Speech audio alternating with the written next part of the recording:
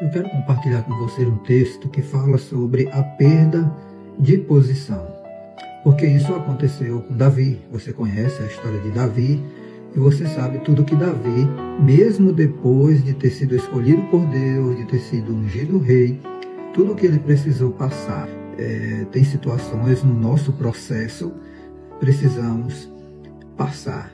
Tem a ver com a nossa capacitação, a maneira como Deus nos capacita.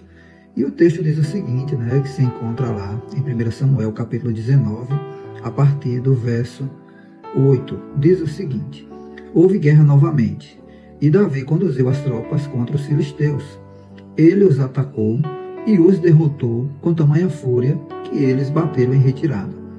Um dia, porém, quando Saul estava sentado em casa, com uma lança na mão, outra vez o espírito maligno enviado pelo Senhor se apoderou dele. Enquanto Davi tocava sua harpa, Saul atirou a lança em sua direção, mas Davi se desviou e a lança encravou na parede. Naquela mesma noite, Davi fugiu e conseguiu escapar. Deixa eu fazer aqui um esclarecimento. Quando o texto diz que o espírito foi enviado, o espírito maligno foi enviado pelo Senhor, esse é o entendimento daquela época.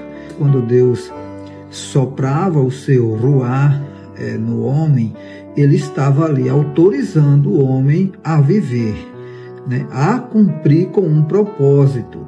Então, quando o texto diz que Deus tirou o seu espírito de Saul, o texto está dizendo que Deus estava ali desautorizando Saul a ser rei.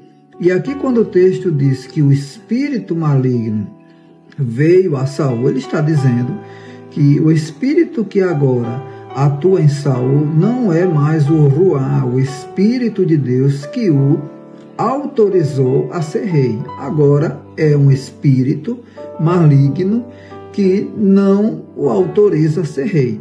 É mais ou menos assim a explicação.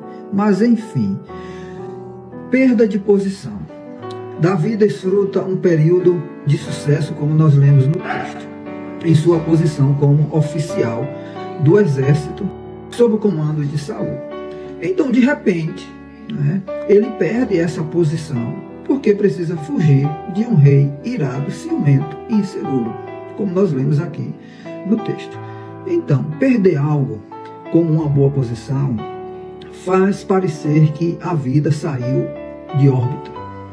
Talvez você esteja se apoiando nessa posição como uma muleta. E Deus lhe diz o seguinte: quando Ele permite que você perca essa posição, você precisa se apoiar em mim. Então, uma das coisas que Davi precisou aprender para de fato ser rei era aprender a se apoiar em Deus, não em uma posição.